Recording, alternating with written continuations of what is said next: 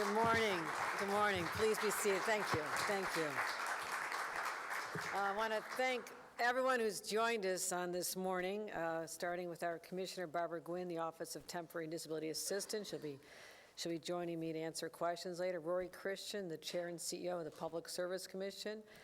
That's my administration, but I also want to say one of my great friends back to the time when I sat next to him in Congress, Paul Tonko, who has been a strong voice at a time when this region needs people who just stand up to do the right thing.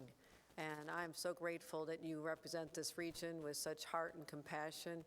And I reflect that it was a year ago we stood and talked about this very topic, but all we were doing was reminding people to sign up for energy assistance. A year ago, we did not have the same specter, the clouds hanging over this program, the storm clouds that exist today. And so the world has changed dramatically in 1 year, Congressman, but what has not changed is your commitment to this region. Let's give our Congressman another round of applause. We also have our Senator Pat Fahey has joined us. Thank you, Pat Fahey, for standing up for these families. Our County Executive Dan McCoy has joined us. Dan, appreciate this. Our Mayor Kathy Sheehan, thank you. Big champion for this city and this region for many years, and I can't imagine life without her in this city, but we'll find out soon. With our mayor-elect has joined us. Dorcia Poliers has joined us. Look forward to deepening our relationship as well, mayor-elect. So we also have someone you're going to be hearing from, Marie Mayfield, who's going to talk what it's like to be not just a resident of Colony, but someone who benefits from the programs we're describing. She also is a SNAP recipient, so she's been through a lot of trauma over the last few months, inflicted by the Republicans in Washington. She's also going to talk about what it's like to be a grandma raising 2 grandchildren in her house, a 7-year-old who needs some extra help, and a 14-year-old. And I told her, my mom always told me that God will not give you any more than you can handle. So you're about to hear from a very strong woman who has a lot of challenges in life, but has risen up, but also is a voice for those all across the state who are not in a room here today, but need people to stand up and fight for them, as well as all the advocates in the room. You know who you're fighting for. You know you're doing the right thing, and I thank all of you. But I reflect on the fact that all across New York State, New Yorkers woke up to below freezing temperatures. A little early in my opinion, but I looked at the thermometers, the temperature all over the state. You know, North Country, over to Buffalo, down to Long Island, the city, here in the capital region. It is a cold day out there, and that is a cold reminder of what we're facing and why we're gathered here today. As I mentioned, you know, when the Congressman and I stood here a year ago, it would have been impossible to imagine a scenario where we find ourselves today, with a federal government literally walking away from their responsibility. I'll talk about that, but I'll also talk about what we, as a state that is a compassionate state, that looks out for its people, what we're doing in its stead. But contrast that with an administration that's literally willing to leave people out in the cold. And the shutdown, it was inhumane. This is a Republican-driven shutdown where so many people were hurt, so many.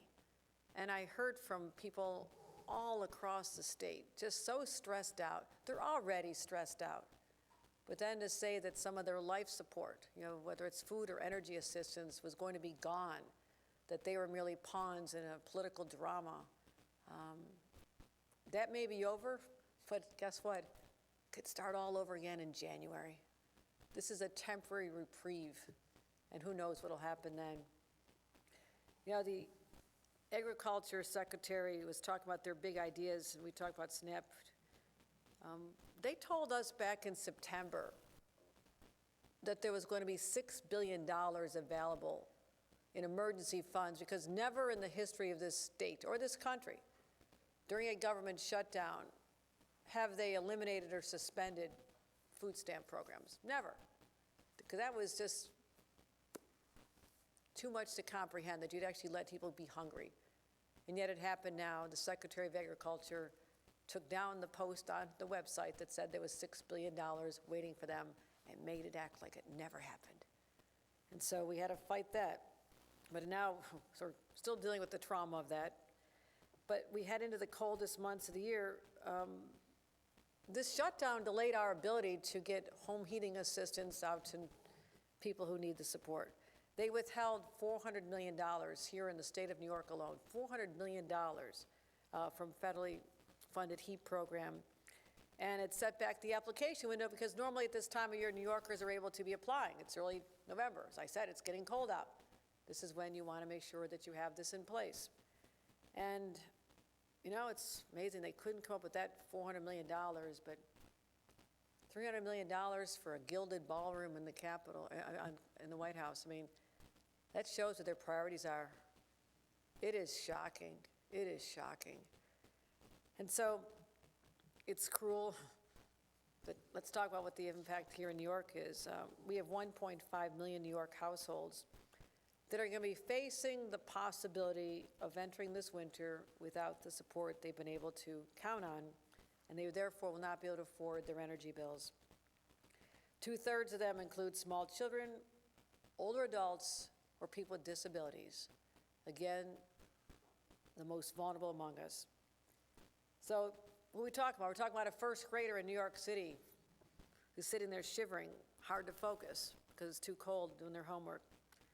A new mom coming home from a hospital, Mercy Hospital in Buffalo, trying to heat up the formula on the stove. The power's not there, the energy's not there. Or, as I mentioned, a grandmother on a fixed income in a place like Colony, Marie, who you'll be hearing from shortly. Now, if you recall, Donald Trump promised on day one to lower utility bills.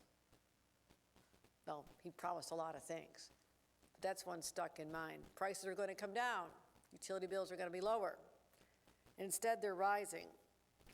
And this delay in starting a program that's supposed to help people with those utility bills is just cruel. And we cannot stand idly by here in the state of New York while that happens to our people. Not now, not ever. I have spent my years as governor trying to make this state more affordable despite all the headwinds. And last year, we lowered middle-class taxes to the lowest rate they've been in 70 years. We put money back in people's with free lunches and breakfast for children in schools, free community college for adults going into careers where we have vacancies, child tax credit, knowing that children under the age of 4 are pretty darn expensive, right, Marie? That's when they cost a lot. So we're focusing on affordability and also energy bills, but here we are constantly trying to play catch-up with the Trump administration. But here's what we're doing. During this shutdown, we dedicated more than $100 million to low-income New Yorkers for SNAP, and we also fortified our network of food bank and pantry partners. And also, let's talk about energy. This is why we have to look at an all-the-above approach to our energy solutions, because we know the more supply we have, the more the prices will decline. It's just common sense. Same thing why we want to build more housing. You build more housing stock, you have more apartments on the market, more houses, the prices go down. It's just basic economics. But I also know that very simply we're not leaving people out in the cold, and we let bills escalate. And that is why we have a thoughtful approach to energy. And I want to make sure you know that we are going to continue the resources we have in place, so every New Yorker is able to stay in their home nice and warm, even when Donald Trump refuses to help. So first of all, I want to urge all eligible households to sign up for the programs we have here in New York. The New York's Energy Assistance Program, which provides monthly discounts on your bills.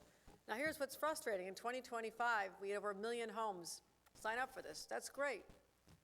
But we know that there's 1.5 million more that are eligible for this who did not sign up. So I need everybody to help get the word out. Everybody you can contact to say, sign up for this, take advantage of this. The state and our legislature, myself, we're committed to helping you. So make sure we get more people to look into that. If you're a family of 4 and make up to $80,000, or family of 5 that makes $90,000, they can enroll in these discounts. But that's not enough for us. We're expanding the eligibility into 2026. That'll raise the income limits, so another 1.6 million will be eligible. So that's good news, and for people to learn more, go to ny.gov/EAP, okay? Remember that. Is it on the sign too? There you go.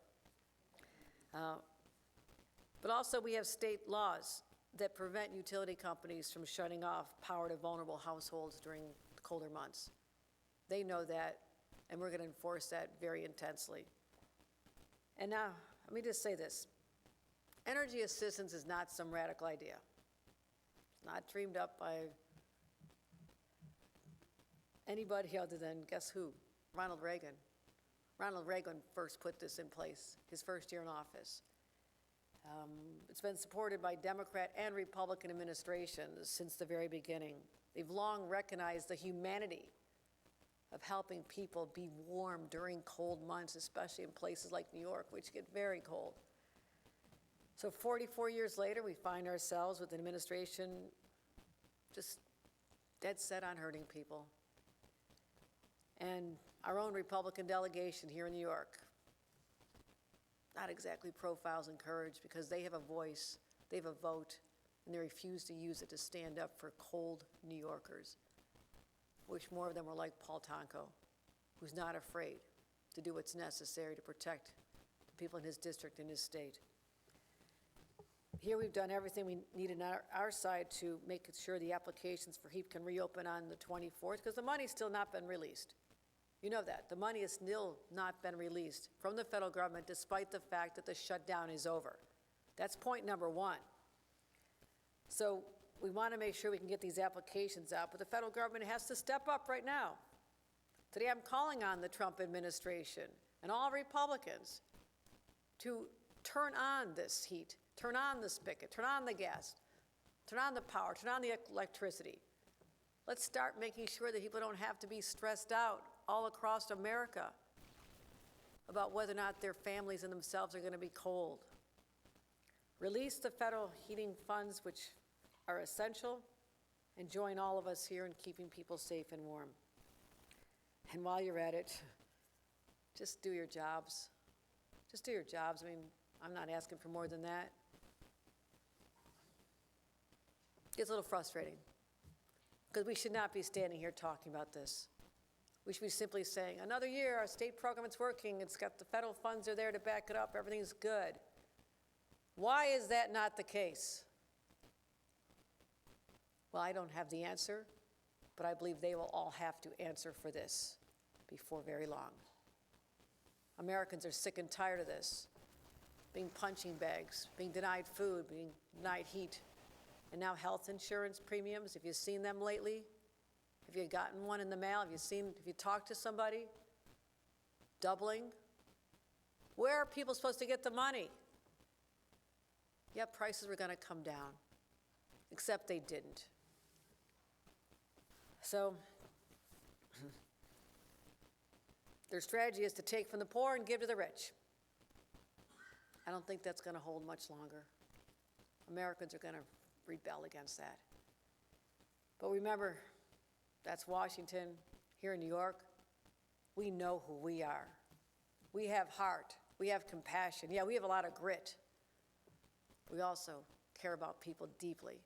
That's what sets us apart from what is happening right now in our nation's capital.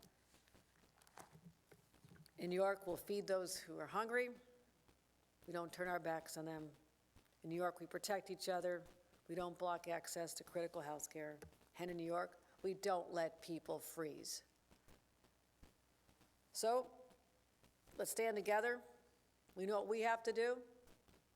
Despite all the storm clouds that are down in Washington, I feel here in New York, we're on the right track. We're doing the right thing. And it's as simple as standing up for our people. Thank you very much.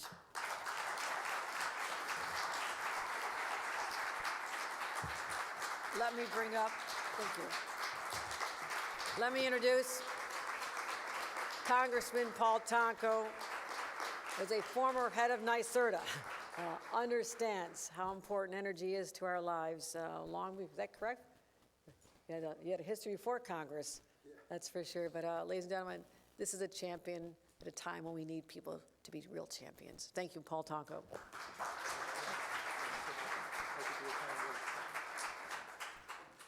Well, Governor, thank you, and thank you for your grit that you made mention of. Thank you for your compassion and passion to make a difference. And these are troubling times, but made even more troubling by cruelty. There seems to be this drive to add cruelty to struggle. And we saw it with this shutdown.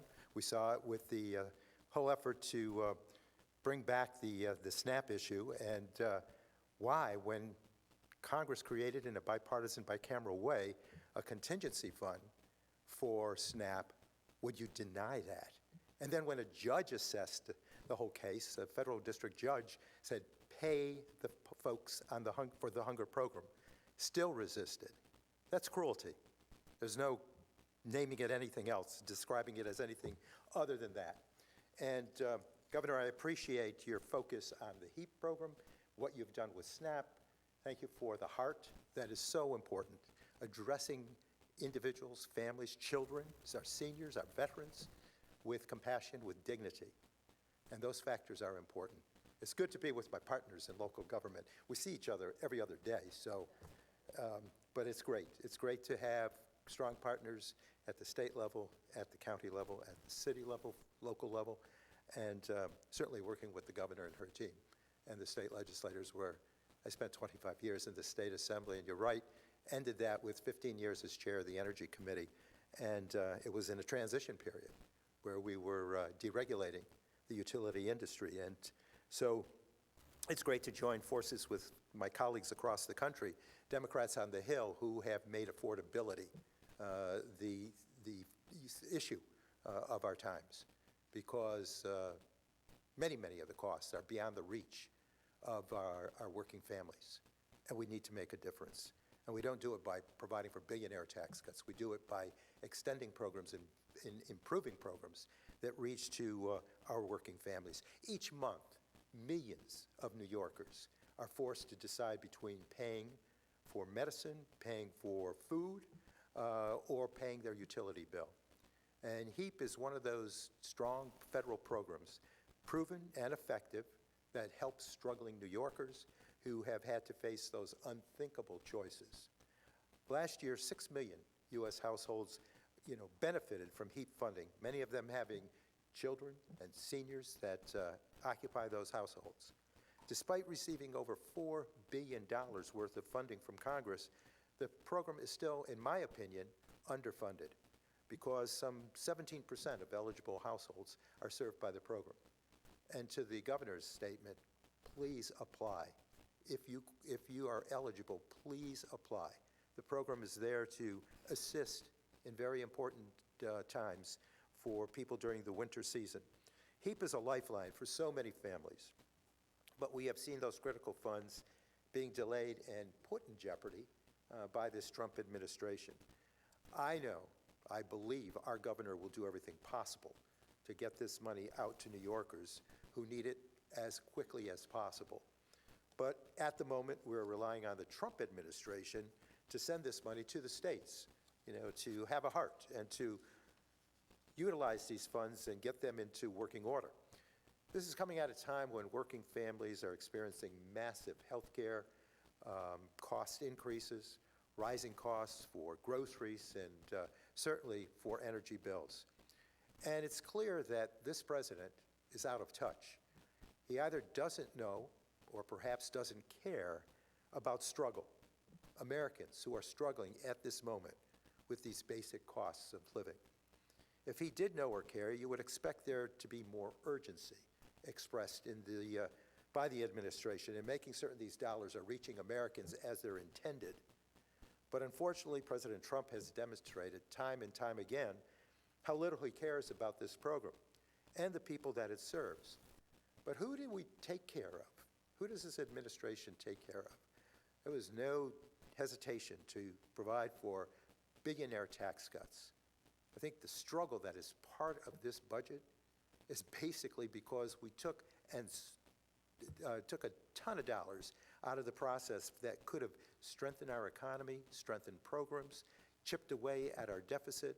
Instead, they applied this effort to the billionaire tax relief. Well, it's important that we look at the track record here. When the president introduced the budget to Congress, he proposed cutting the HEAP program, rejecting it totally. To eliminate HEAP is just a sign of insensitivity.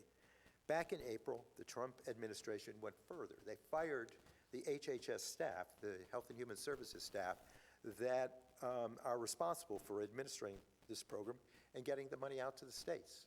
So actions sometimes speak louder than words. During the shutdown, instead of coming to the table, there were like no negotiations with the executive branch. One visit, and again, no real discussion on how to make things work. But during that shutdown, there was time to throw a great Gatsby party. How insensitive. You know, the roaring 20s in the face of people struggling to get by. No hesitation to take the wrecking ball to the East Wing of the White House. A lot of people shocked by that without really thinking that destruction would come. All to build a ballroom that will probably dwarf the White House and its infrastructure. A $40 billion bailout for a political ally in Argentina. Talk about the wrong set of priorities. While people go without food, people go and can not ill afford to pay their utility bill. You know, we're talking about instant relief. That should be the order of the day. So the health, the safety, the economic security of millions of New Yorkers is directly dependent on HEAP and HEAP funding.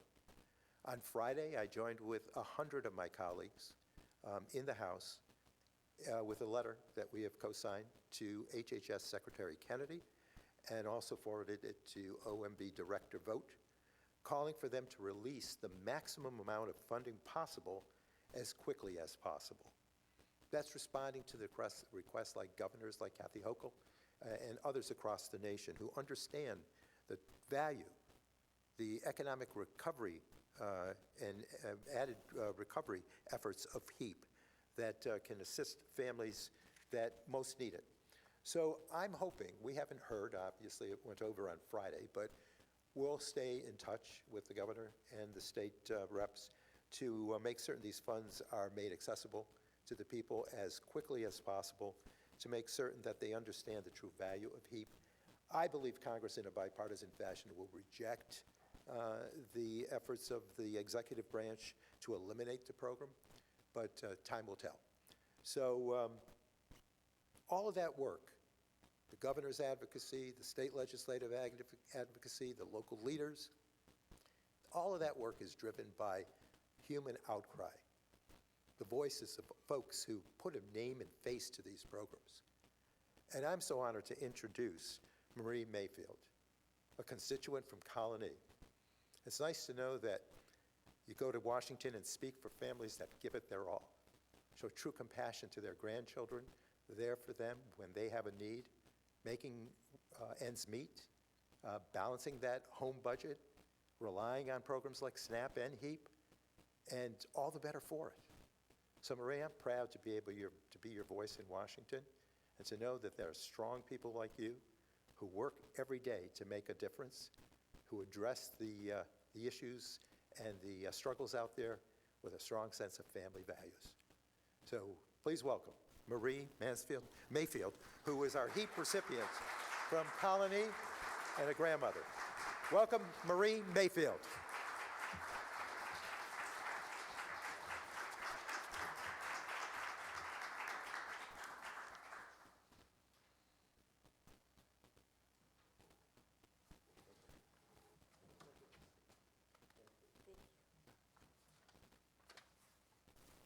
Good morning, all. I'd just like to say that, of course, I'm Marie Mayfield. You've heard that already. And I'm a resident of Colony, a very happy resident of Colony, I have to say. I want to thank you, Governor Hochul, for bringing us together today to talk about the important issues of federal heat assistance and energy affordability.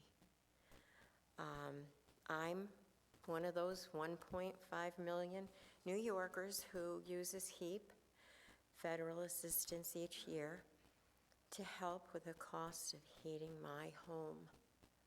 My home, who houses my 2 grandchildren, 7 and 14, and my little dog, 7 years old.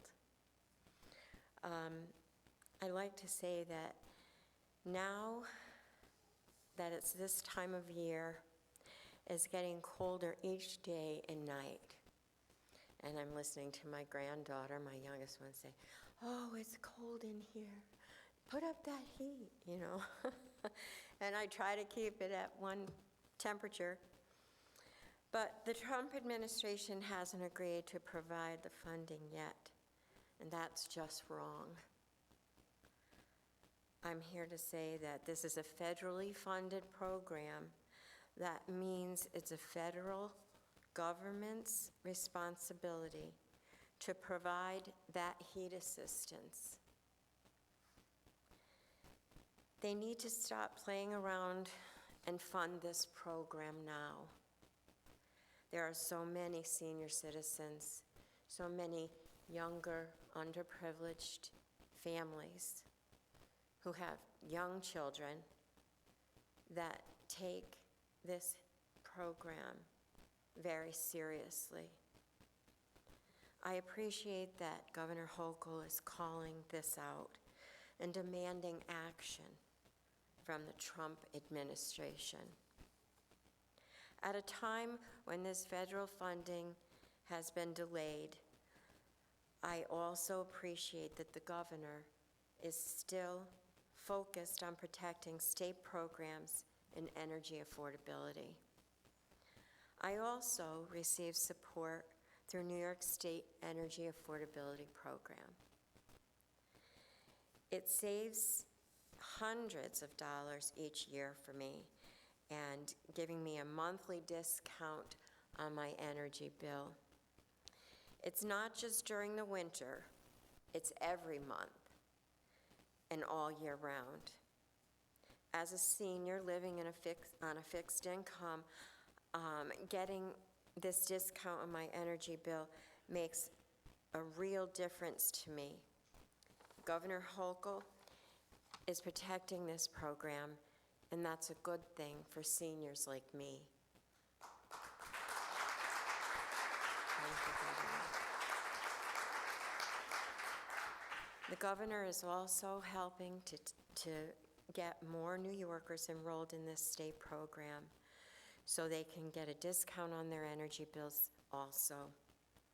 I hope more people will use this program to get a monthly discount, just like I do. It's clear that the governor is doing what she needs to do, help seniors like me and other New Yorkers across our state taking benefit of these programs. It's time for the federal government to step up for the people, all of the people on both sides. Thank you very much.